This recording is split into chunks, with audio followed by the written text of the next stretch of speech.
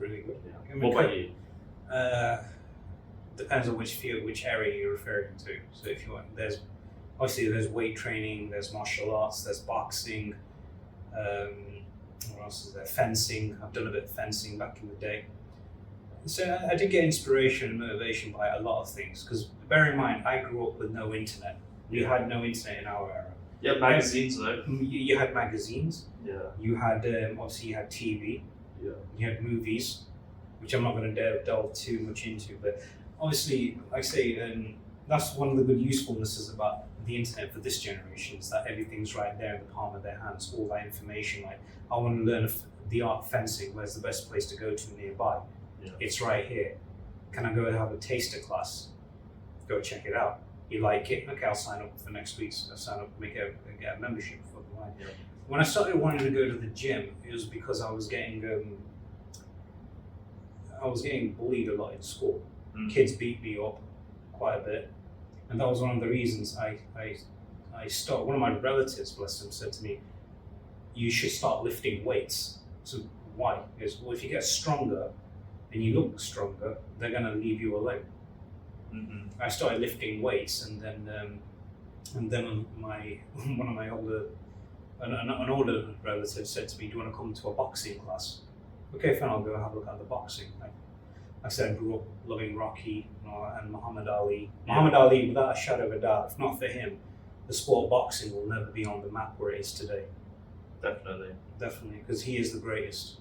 Even other greater champions such as Mike Tyson, Sugar Ray Leonard, have always said he's the greatest. Yeah. They even said it, but they would even ask Muhammad Ali, if you were still in your prime and you could take on Mike Tyson, who would win? Tyson easily said he'd beat me easy. Yeah. He's too quick for me. And even Muhammad Ali says, no, he's too strong. No, the quickness will beat me anytime. Yeah. He had too much respect. So yeah, I would say that. Martial arts, I would say Bruce Lee. I love Bruce Lee. Van Damme. Yeah. Jean-Claude Van Damme. Still like him even till today.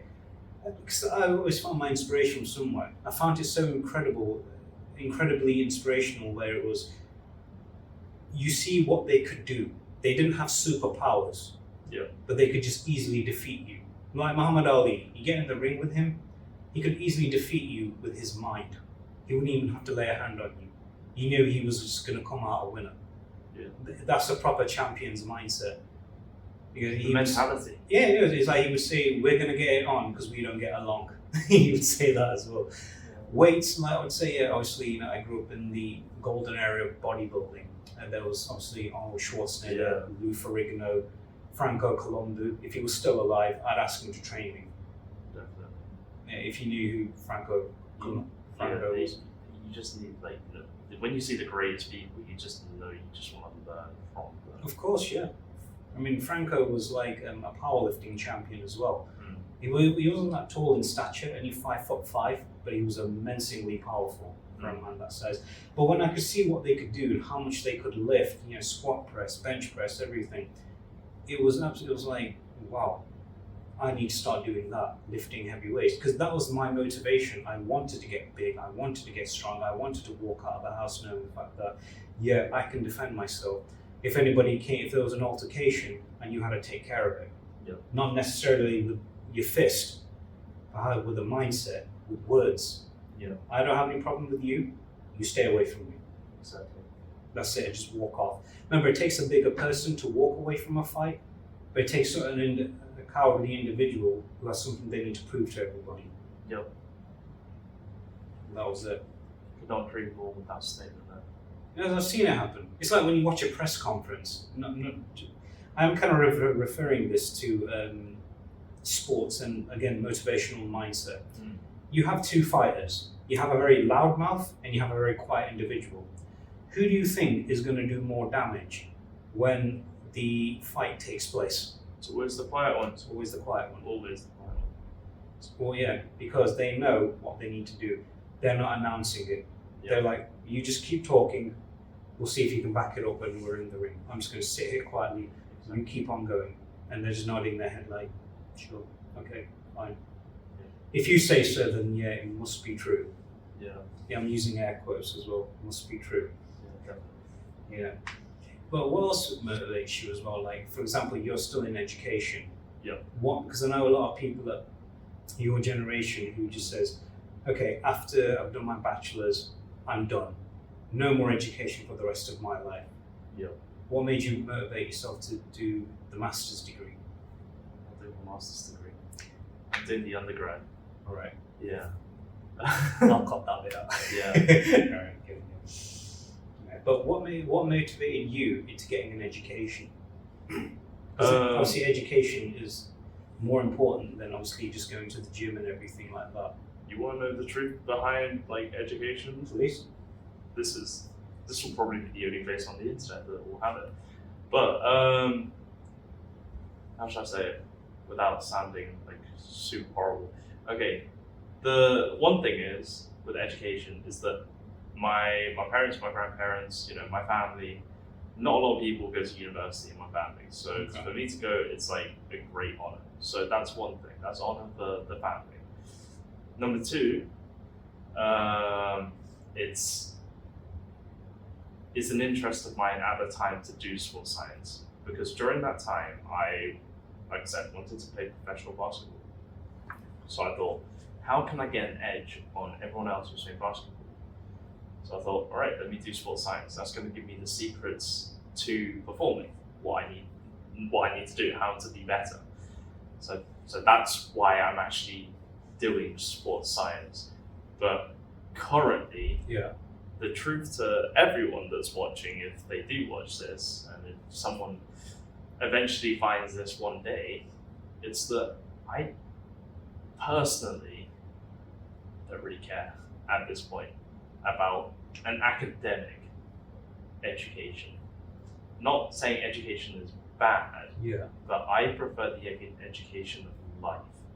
The education of life and the real life experience has got me further than me doing my degree. Everything that I have gained and reaped rewards from currently in life has not come from a teacher or a lecturer telling me do this or teaching me information. It's literally 100% be me going out into the world, doing all these different projects, actually seeing tangible rewards. That's why, to me, education right now is more so just a way for me to access time working on these projects.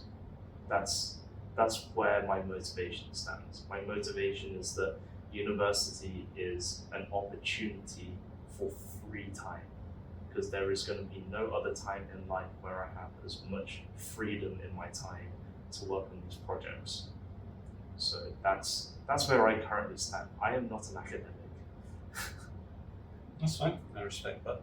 Yeah, I bet you weren't expecting that. I expect the unexpected.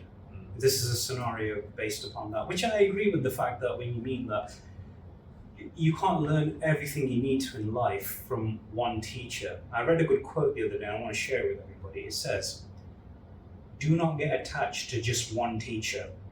Do not confuse the wrapping with the gift itself. When you're given a gift, whether it's on your birthday, New Year's, Christmas, whatever, you don't look how beautiful the wrapping is, do you? Because you're not going to keep that. You're going to keep what the gift that comes along with it. It's like every teacher you come across, I consider that to be a gift. Whether it's reading a book, that's a gift. Yeah. There's knowledge in a book. You go to a class, that's a gift. There's knowledge in that class for you to obtain. Yeah. You can't just learn and become attached. Like I said, do not get attached to the one teacher. Yeah. I learned that believe it or not, I learned that scenario, not just from reading books, but from going to different martial arts classes.